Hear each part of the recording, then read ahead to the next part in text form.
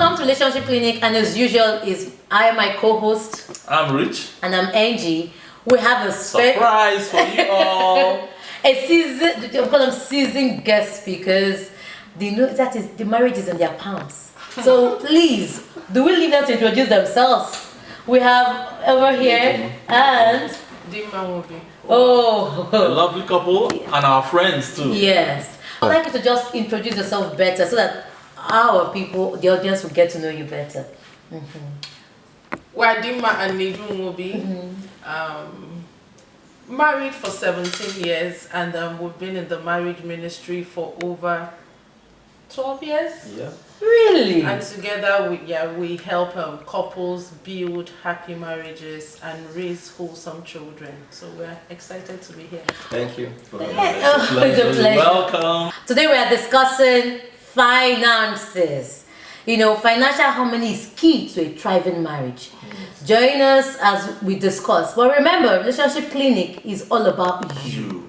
Where we talk about sex, communication, and the key habits required to build a thriving marriage.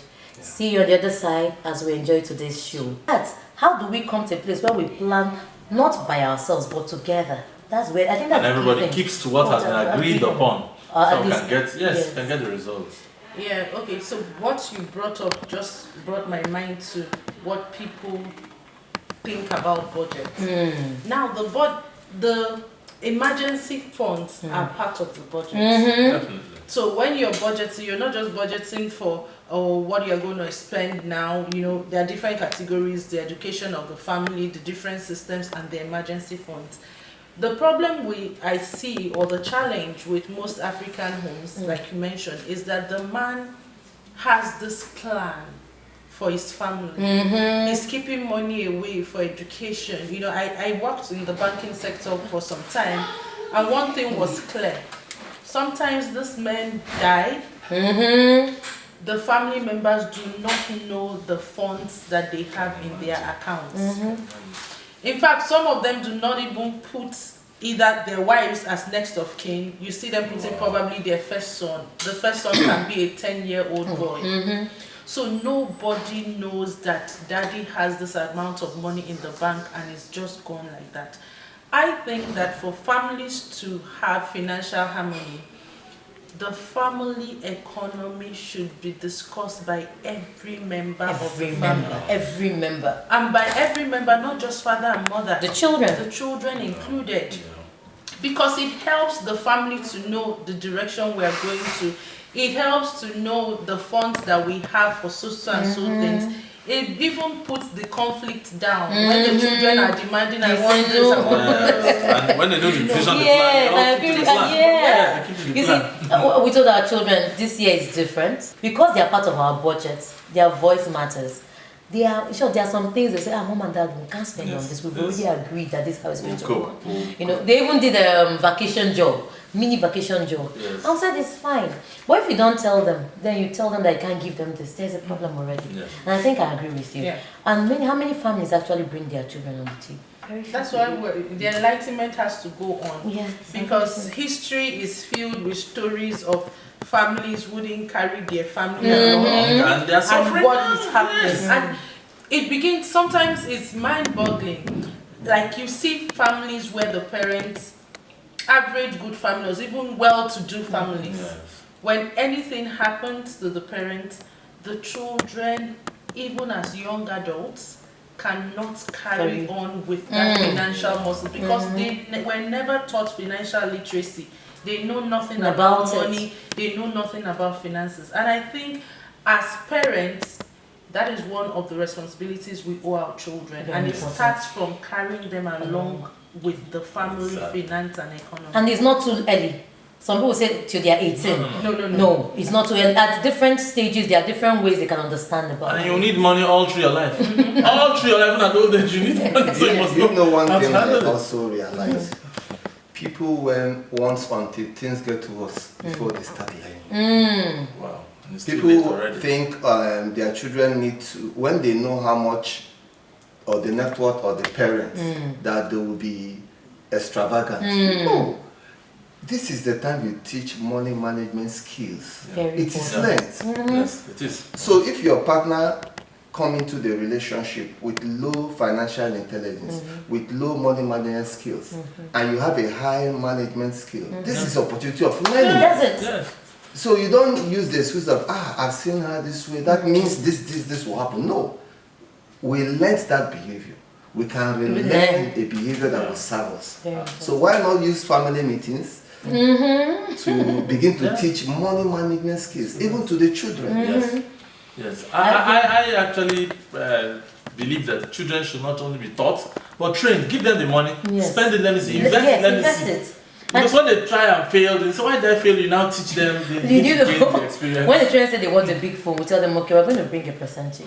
You bring the percentage. You see, children, they don't want a big phone anymore. Mom and dad, we are very fine with any phone you get for us. Because you see, when they begin to value their money, they understand that it's not earned that way and it's not spent that way. So we begin to help them. But I want to say something now. We've talked about general basic families.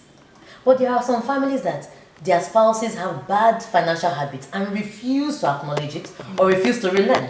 How do such couples build a family that really can work in this season, this generation? What do you think? Mimi? Because we have financial traits in different people. There's the counter, the one that budgets and follows. There's the carefree spender that just wants to have a good time. There's the future planner. The one I'm even talking about is the caution breaker, the one that does not give a damn. He will borrow money to spend. Do you understand? There's some spouses that have that. Borrow money just to show off, to show we are here, we are in this. And that's quite wrong. Well, how do you know? It's different that I can be I've seen some people that people that could spend a lot of money, but when they came together, they realized that this way of thinking might not work. Well, there's some people that refuse to toe that line. What will we tell the other spouse who really wants to make this marriage work? Spouse has to How be do you want to strong. So for me, I'll say it's strong. I'll say this. It takes two to tango in marriage, but sometimes it's the situation that people find themselves are not the ideal. Yes. And so even though they are not the ideal, what can you do? You can take what they call it to the river, but you can't force it to drink. So if you are in such a marriage where you have tried to carry your spouse along, you have tried to bring his consciousness or his generic, I'm not talking about man, no, he's or her, to what is happening and the person, then I think that you should apply some wisdom here. Exactly. Because sometimes people will say, why do you have to keep money away without telling your spouse? You shouldn't do that. Your spouse should know everything that you earn. If such a spouse is like we are describing, then you're going to run the whole family down. So if that is your situation, the person who is financially literate, who is financially aware, should take charge of the family economy and try to keep something for the family. Even without the spender's knowledge. Because if the spender it's kind of grab it. But for now, I see that this is I like this conversation. It's quite dicey because how do you know? Because in spite of the person not adjusting and acknowledging that they need to work on their bad habits, we also need to leave a place for training in case there is future where the person begins to grow. So how do we marry it while working on that area, not to form a pattern, a perfect pattern, therefore not giving the marriage a space to grow? This is very dicey. It's a thin line. It's a very thin line. Because we've had couples that by the time the spouse acknowledges, because everybody grows at certain paces. So let me say in 5 years I didn't get it. And in the 7th year I'm getting it. But we have found the pattern that doesn't work. Okay. How do we come back to now say, okay, I'm going to try to trust you? Okay, it's a kind of controlled exposure. For instance, let's take this scenario. The man or the woman says, I made 1 million today. The woman says, this time for Chevy, that's my car.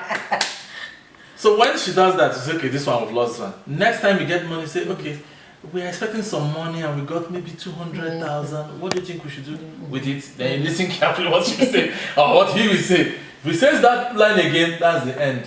No, you see that is the end for that time. Spend all million again. So there's control exposure. If we're still trying to jump and spend, no. There's always something I've also realized. most times when couples are not hearing each other, it's because the other one is playing a different mechanism that I don't want to be lectured or taught by you. Okay. So sometimes I will advise such people, meet a third party, which is a financial planner or who is a management consultant to talk to two of you. Present your challenges, present your problem. So sometimes you see some spouse will rather listen to somebody else than their partner. True. Very true. Sometimes, sometimes it's okay, since this person says this, I know that he doesn't or she doesn't want to cheat me. But since this person is saying this from a neutral ground, I can believe to an extent what this person is saying. And I like person this. does not want to meet neutral ground. There are some people that you want to go and tell my story. The person you are telling, have you ever gone to tell him? You get it. You get it. There are situations where people are manage wahala, finance, and is not willing to talk to anybody about it. So if you are in that case, What do you do? and what will the spouse who is aware do? Okay, you know what we are trying to do is look at various kinds of Yes. different kinds of couples. Yes. So we are now going to the extreme case. Okay, but before you go to before you go to the extreme case, I like what you said about the third party, and I wanted to just for us to delve in. As couples, we should always remember that it mustn't be you saying it to your spouse. Exactly. The answer is to get the goal. So if the goal requires a third party, please allow the third party. You see, sometimes we say, you must hear it from me. You mustn't. And we must come to a place where we understand that there are certain things my husband, if I push, he won't hear from me. It doesn't mean that we're not close. It simply means that in that area, he's still struggling with me. And it happens to vice versa. So I find a way that necessarily must not come through me to deliver the message and get the goal achieved. And that's where prayer comes in too. The way you pass the information to. Pray about it, and knowing the character of the person you're going to say these things to. You pray about it and handle the wisdom before you even project and begin to. Very, very, very important. So now to the extreme, sir. Before I say to the extreme, because sometimes people will say their couple, their partner is the extreme. Why it's not? Because he wants to be in charge and follow his own thought or his own plan. We just accuse he wants to be on the extreme. Definitely there will be the extreme. Definitely there will be the extreme.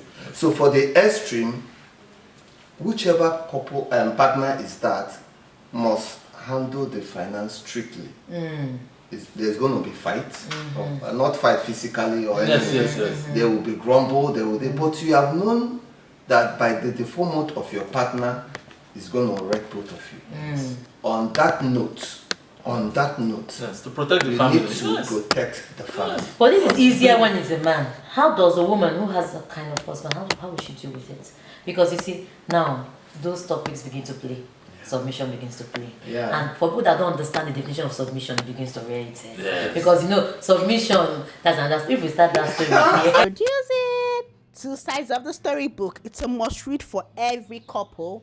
If you're in a relationship, you need that book. If you're about to get married, you need to read the book. It's a couple's handbook for every intending or married couple. Grab a copy now. My husband will come back. If you know that this is the amount you earn in a month, obviously you should have percentages for each area of spending. My husband comes back and looks at the one that he thinks is and spends it there. I'll say, what is going on? We quarrel. Maybe how many times we quarrel? Where is the place of sacrifice in all these things we're talking about? What kind of that? When you get something. You can't be so tight. At times it doesn't work. But that's why they are blends. That's why. Because if they do people like them that have to plan it, do everything, life will be boring. Yeah, I agree with you. So we have to. But if they allow us to. If they allow us, people will be broke. That's why God in His wisdom. Yes. But you know the irony of complementary personalities. I agree with you. So that there is harmony. But some people will get angry with each other. While what we are meant to do is actually look at how to walk around it. My husband and I have. And over time now, I'm even the one that is more strict. Let's see this budget. Let's see what we're working with. I'll tell him people won't come here to die, please. And I think in the initial stage, there's this kind of mutual suspicion. What's he trying to do? Exactly. Is he trying to force me to divorce? Is he suspecting me? But I think when you begin to now think, sit down, have your vision harmonized, look at your big picture. The other person might begin to say, okay, you want to do this at this certain time, money will be aside for this. The person has a buying into that vision, into that mission. I think the area of suspicion will now lessen. Yes. Because We can now that trust one each thing other, that, yes, work with each we other need to better. work complementary in this goal and in this vision. And over the time too, with experience, you've done several projects. You now trust that this person is not like that. It's just for this project. They want And this. even though they are not going the way we are used to, we Yes. still usually arrive at where we are going Yes. to. So we take it. You know? That's a good blend. Yeah, it's a very good blend. But how come people struggle with blending? That's my problem. Because when we're all counseling, we're all professionals here and counselors. When you sit down and watch people, they come and they want mine is right, yours is wrong. How do we get couples listening to buy in and say, okay, I have strengths, you have weaknesses, but we can still work together? What's your idea? What are the strategies you think we should actually share with them? You know, what do I you think? what really worked for us and brought this lot of harmony and harmonization was our ability to think in the long term. I like that long term. Ability to think in the long term. What are we going to do in 20 years, in 15 years, in 10 years? And what actually is the capital that's going to finance this dream and this vision? So when you look at the things that are in the long term, you're able to say, okay, we're going to spend this at the short term while we're saving for this at the long term. And once both of you agree, I like that. I think everything will come harmonious. Yeah. I'm not saying perfect. Yes, but yes. yeah. It's like a dance. Yeah. One step backwards, forward. So, sis, what do you think? For me, I think fundamentally it starts with why we got married in the first place. Because if you don't know why you're married, then how do you run your marriage to the best of your ability? And again, when it comes to the issue of finance and couples, we have to think of certain things. First of all, think of the upbringing and the Yes, background of the environment. person. Very important. Very important. Because if you grew up in a home where you saw your parents either fight for money or one parent was cheated by the other or anything, you can bring that to your marriage because already it has formed your mindset of this is how couples do marriage. Yeah. So I think it's a very important aspect that we have to look into our upbringing and the things we are bringing into our marriages.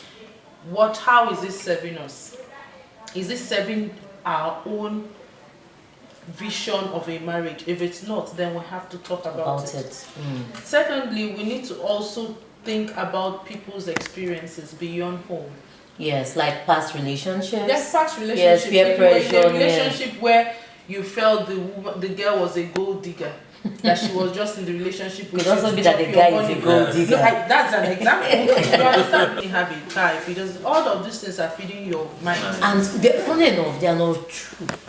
So if you now come, Yeah, but they have, when you now sit down and look at your environment, you realize that those things that we say some may, on the average, is not really as we think. It's exaggerated. It's always the public opinion are always. And it tends to create an obstacle already. When you see the man is not coming with the car, it's not showing flashing money, you're wondering, what am I doing here? I'm not going in the ditch. if your wife comes with a demand in the marriage, your antenna is already on. They say that women like money. All they're thinking of, and your people will be telling you, if you don't curtail your wife's expenses, she will run you down. You have to, Not even knowing that maybe the wife is actually the saver, or as we call it, the counter, the one that is helping. So I think what you said is very important. We have to come to a place where everything that has played out in our life, we need to say stop. This is where we are. The marriage counts. Both of us are the main players or stakeholders in this. How do we move forward until we get there? Unfortunately, we are Igbos here. We have certain men. I think we taught somewhere. I think it's in marriage safety. One of the men said, you have to be accountable and transparent with your finances. One man typed, he said, not an even man.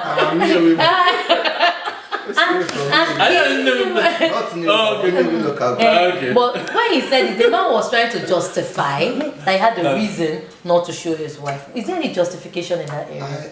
I think it's in the area of value. So I teach preparatory class for intended couples and try to force them, or initially I wanted to teach them why they should have joint account, and there was so much resistance on that. And I began questioning their values.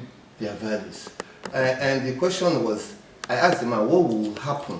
What will you see that will make you be very transparent when it comes to finance? And it says if the lady is sincere, is accountable, if the lady has prudence. I saw that initially what we are fighting is not a person, but is the values that person has shown for around money. So once somebody sees that the partner is sincere in respect to whenever there's a question, not just to money, about anything, Everything. the person will be willing to be calm to say, well, I can trust this person. So I think fundamentally it's the trust issues But and the fear, But you see, one of the things I also have realized that sometimes we're not listening. Already we come with a preassumed or assumption of who you are. So even if I'm bringing the trust on the table, if I'm bringing certain issues to, let me give an example. My husband and I, I used to be the counter. My husband began to pick up, and sometimes you have days things are not flowing as expected. So I remember one day my husband gave me money, and I asked him, because if you give money, I asked him, I said, Mimi, what is this money for? He explained to me. When he explained to me what I heard, and it's very important, what is said and what you hear is different. Yes. And he said to me, this is what you're going to use to go to the market. I didn't hear the part that I was meant to give something to the mechanic. Then my husband comes in, and later in the evening, he demanded that I should give the money to the mechanic. I said, no, the money you gave me was this. And the argument ensued. It was a very big fight. And I told him, for the years we've been married, I have never had this issue with you. And I'm telling you, this is exactly what happened. So by the time we had this conversation, why for like 3 hours, I was waiting. Because for me, I'm someone that keeps money very well. I'm being the one that saves money. And my husband didn't give me time to listen. At the end, he understood that when he was giving that money, he actually gave me the other one. The first one for the housekeep. He mentioned the second one, but he didn't give me the money. But if he had stepped back to say, this woman I've lived with you for a certain amount of years, this is the kind of person you are. But I also realized that my husband is someone that doesn't like someone criticizing. So he thought I was saying to him that he didn't know what he was saying. So in that conversation, money was no longer playing. You know what I'm saying? And so sometimes we are saying to our spouses we have these issues, but it was never about money. It was other things surrounding the money. So we had that conversation. And just for 2 days, I didn't talk to him. I said, for the year, and this was, I think we've gotten to 10 years into our marriage. I said, I can't believe it. Money can cost a lot.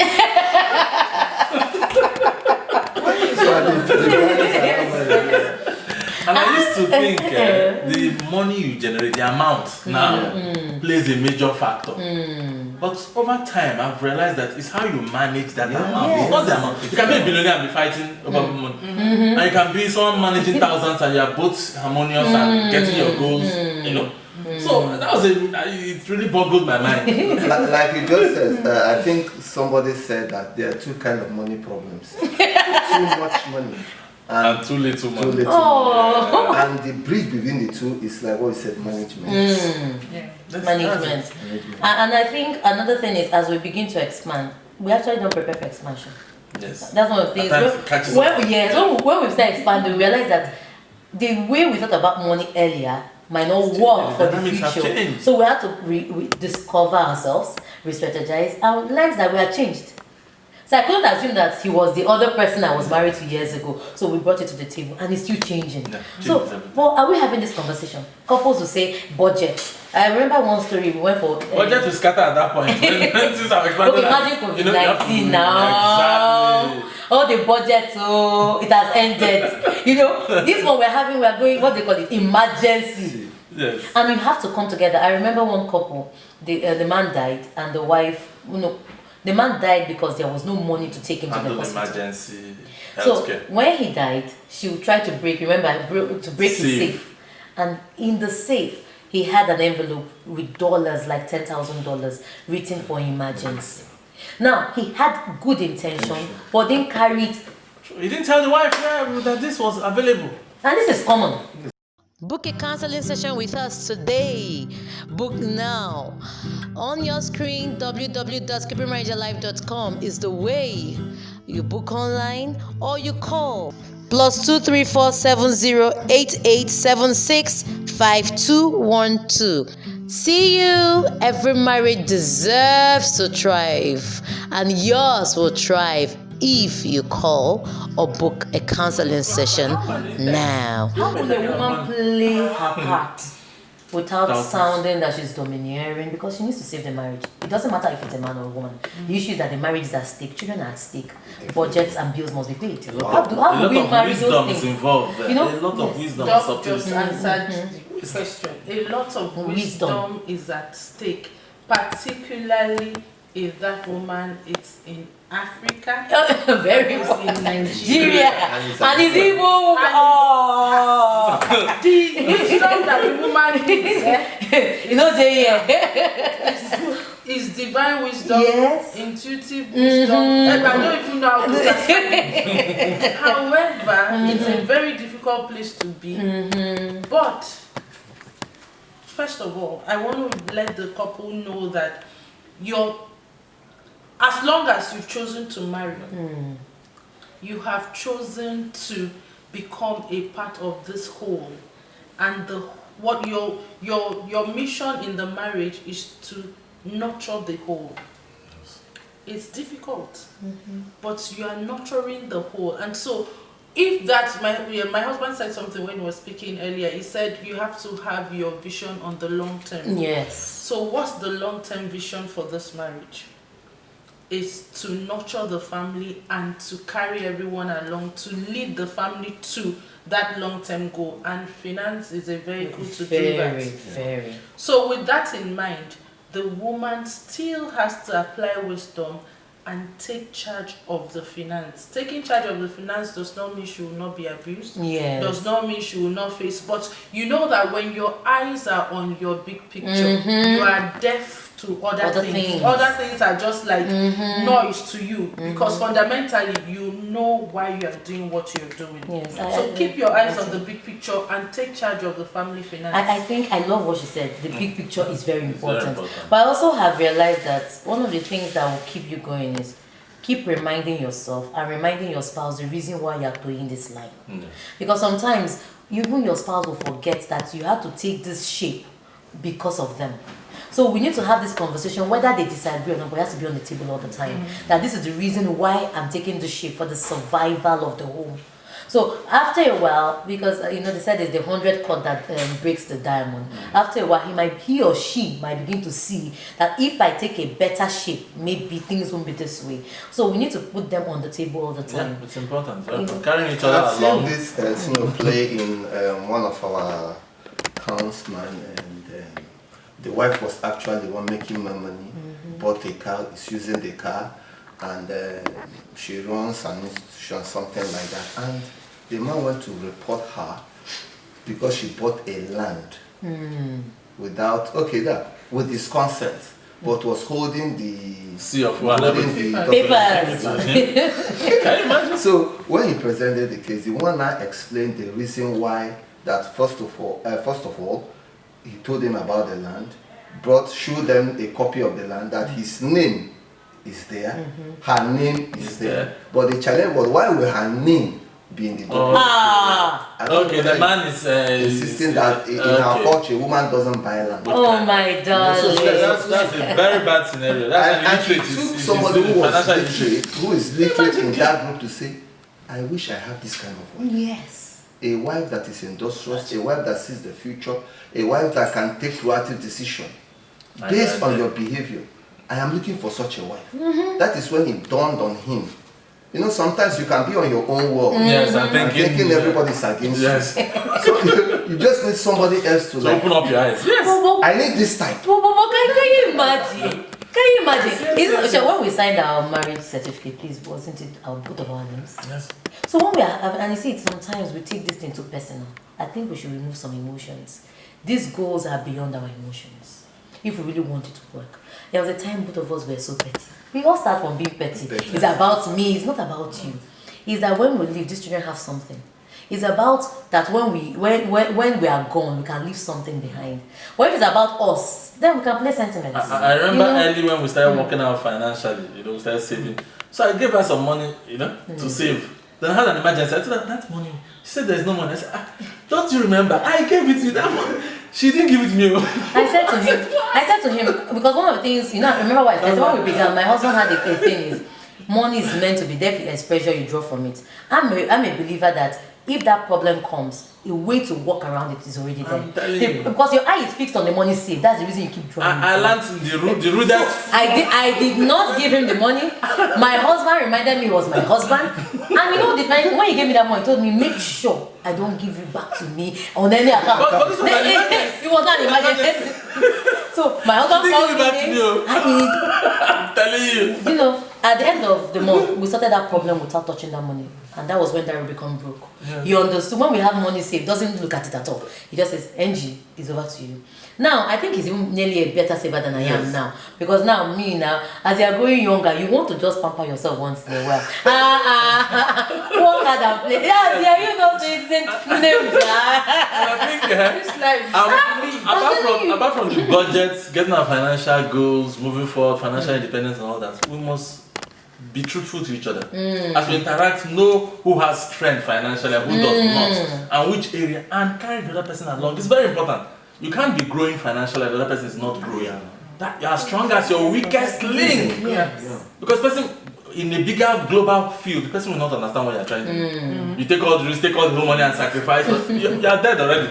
The person will go around and castigate you. So we must all grow together while achieving financial harmony. It's very important. I think we'll have to be preparing what keywords we believe in with everybody here. But I want to say something very important. I love how you talked about the long-term role plays of the environment, our background, peer pressure, and all. So in all these things, one of the things I want to remind us is that it's your decision. Either to make it or not to make it. It's our decision. And nobody can make that decision for you. Until we come to a place, it's unfortunate that we train for everything, but we don't train for marriage. And when I mean train, see, we trained to graduate. It took us how many years? From when we were 3-4 years. You want to drive, you do 6 weeks, you come to marriage. The certificate is given to you whether you passed or if there's no exam to pass or not to pass, you get there. So this choice to better yourself is a choice you alone can make. And every culture plays some parts. Every culture. If you're a Christian, it plays a part. You're a Muslim, it plays a part. You're a Buddhist, wherever you're coming from. But there is a general principle about finances. Converse, talk about it, communication. Be open and then walk towards the goal. I think that's the general principle. Whatever culture we come from. So we need to say, irrespective of our culture, irrespective of, someone will say, I'm older than you. Some people of age. Man or woman, will the goal be achieved? Will both of us be happy to see that thing achieved? And we both, like what we said, did we buy into this idea together? But then we play our part, irrespective of the dance. The harmony is the dance. Today we are happy, today we are not, but I think it works. Yes, I think that's crucial. But I think you must trust. You must go out there and trust your spouse. You've already trusted your spouse to get married with your life, basically. So what's money is just an aspect of life, really. Then love. There's a hard part of love. Chastisement is part of love. We can't see you doing the wrong thing and say we love you and encouraging you. Yes, for instance, why for chastise? with wisdom, Chastisement is and more importantly, yes, so part of love. Please take it. Very important. Yes, it is. If your husband is chopping the money anyhow, yes, wants to chastise, call him back to chastise. If your wife chastises, yes, nobody can. And more importantly, how did you get that money, or how did you get the money? You can't get money by 419. I think that would be blessed. No matter how you save, no matter how you invest, it's not going that way. So we need to tell how process. do you even generate that money? That's very important. I think I like this. And I want to say this, which is very, very important. Couples should invest on learning financial literacy.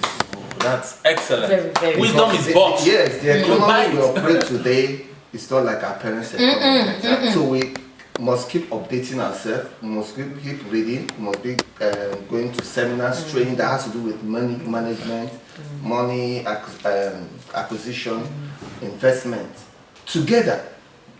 Together, so the other can know the plan they have. In case God calls one earlier or later in life, the other person will not say, wow, I'm done. He knows by training, this is what we have been planning, this is what we're discussing, and he can run with Yes, that's Okay, crucial. Very so crucial. if you leave us in this session, No, but that has not. I want to say this last word. Okay, they prepared that. So shall I say our last word? Okay, she say the last word. So my last word is this. I know finances, everybody wants the family to be able to weather the storms when the storms come, and we're all working towards financial freedom. It's important because when we talk about money, some school of thought are like, it's not all about money. My sister, my brother. Yes, money cannot buy happiness, they say, but money gives you options. With money, you can choose the best of education for your children.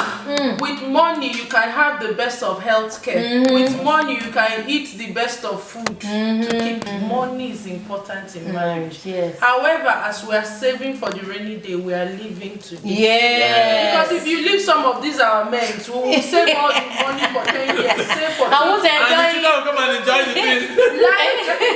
on the wall. labor in saving for children.